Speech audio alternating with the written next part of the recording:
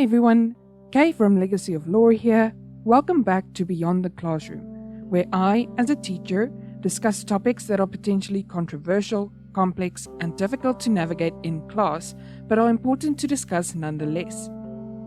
In the previous video, we discussed what sexual orientation is, what science says about sexual orientation, and what religion, or more specifically, the Bible, says about homosexuality.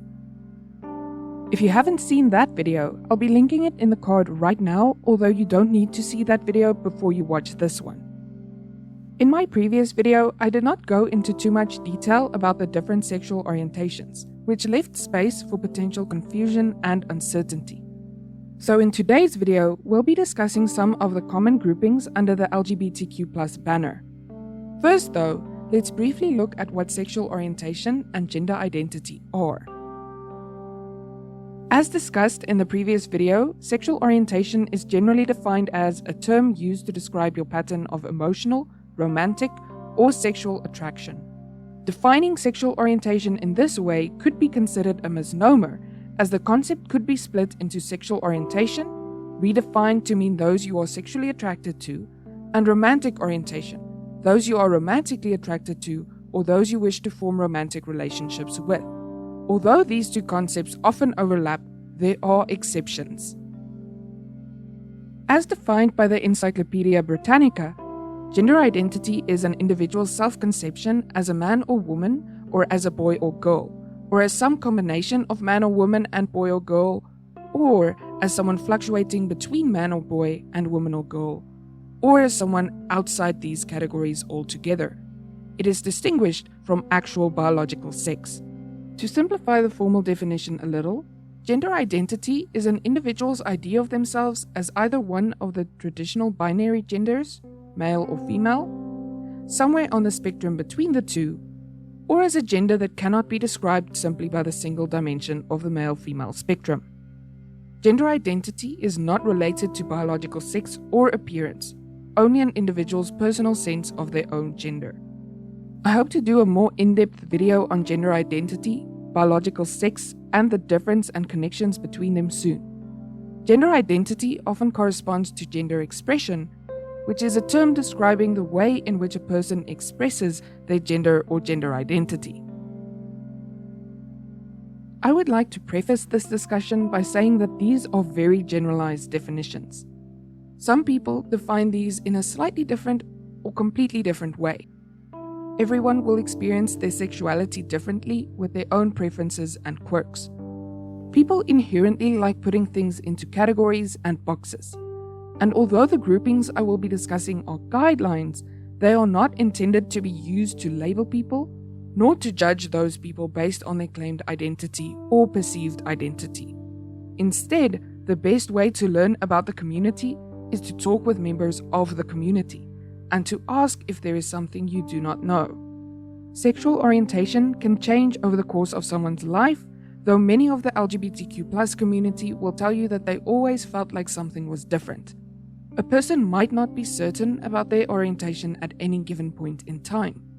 Similarly, gender is neither unchangeable nor always well-defined or certain. Heterosexuality, or being straight, generally means someone who is attracted to the opposite sex. This usually refers to a man who is attracted to women, or a woman who is attracted to men. This often corresponds to heteroromantic, which means being romantically attracted to the opposite sex or gender. The use of opposite sex in this definition, while good enough for most cases, is not always sufficient in our practical reality that has many more sexes and genders than the traditional male and female. As such, whether a person is heterosexual is as dependent on their personal view as anything quantifiable.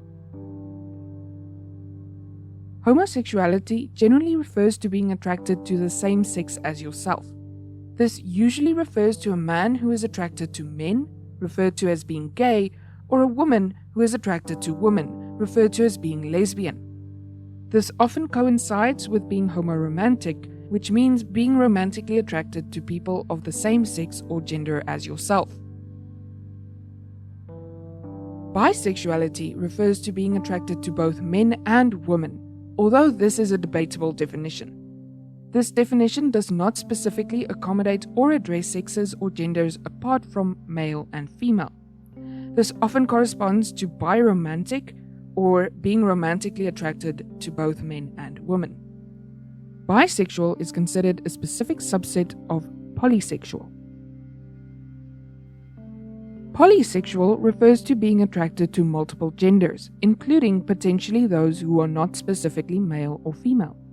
This often coincides with being polyromantic or being romantically attracted to multiple genders, and is not the same as polyamorous, the practice of or desire for being intimate with more than one partner with the consent of all involved. Pansexuality refers to being attracted to people regardless of gender. Pansexuals are more attracted to intellectual, mental, and emotional traits, regardless of the sex or gender of the person displaying these traits. Asexuality is difficult to define. Generally, people define it as not being attracted to any gender. However, it is very rare for someone to be both asexual and aromantic. Often, someone who identifies as being asexual would not be sexually attracted to people, but still have a desire for romantic relationships.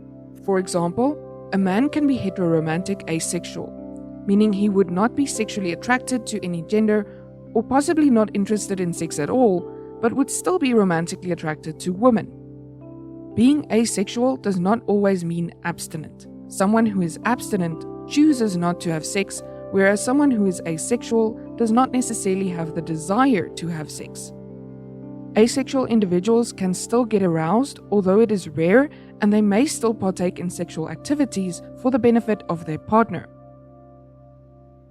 Note that this is not intended to be an exhaustive list of sexual orientations or a prescriptive one.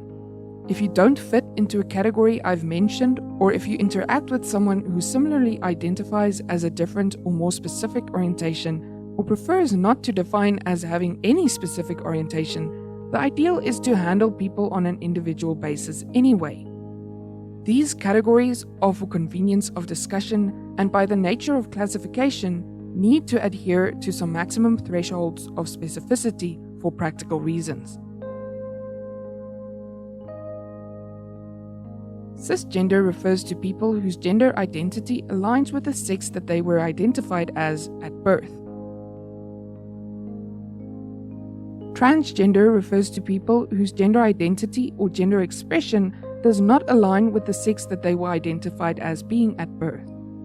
A common way people refer to this is feeling as if they were born in the wrong body. Non-binary and genderfluid are often considered subdivisions of transgender. People who have a non-binary gender identity identify as neither male nor female, but somewhere in between. These are identities that fall outside the gender binary of male or female. Genderfluid refers to someone whose gender identity varies over time and from situation to situation. In other words, a gender identity that is not fixed. Intersex is not a gender identity, but rather refers to one's biological sex. It is commonly used in LGBTQ+ discussions and is likely to be confused with gender identity, which is why it is included in this discussion. Intersex describes people who were born with anatomical or sexual characteristics that do not fall definitively in the typical range for male or female. For example, a person born with external characteristics typical of one sex while having internal anatomy or genetics typical of the other. Lastly, the Q in LGBTQ+ could stand for queer or questioning. In very general terms, this refers to someone who does not identify as straight or cisgender, but have yet to figure out which group they do identify with, or do not necessarily want to categorize themselves further than that. I would like to mention that queer could be considered offensive to some, and as with most other labels, or when someone assumes you have a certain identity, it is best to avoid assuming that someone identifies as queer or questioning, or that they are okay with the term.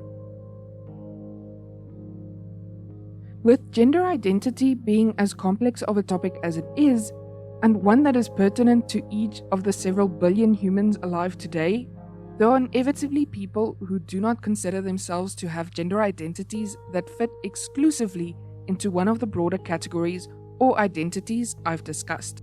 Although I have attempted to cover the most common terms and the basic umbrella terms, there are people who prefer to categorize themselves more specifically, differently, or not at all. These definitions will differ from person to person, and the best way to learn about a person's identity is to ask and be respectful. If you have any thoughts on things I have missed or that I should have included, please let me know in the comments. As with the previous video, feel free to discuss in the comments, but I urge you to be respectful, kind, open to discussion, and to be tolerant. Thank you for watching.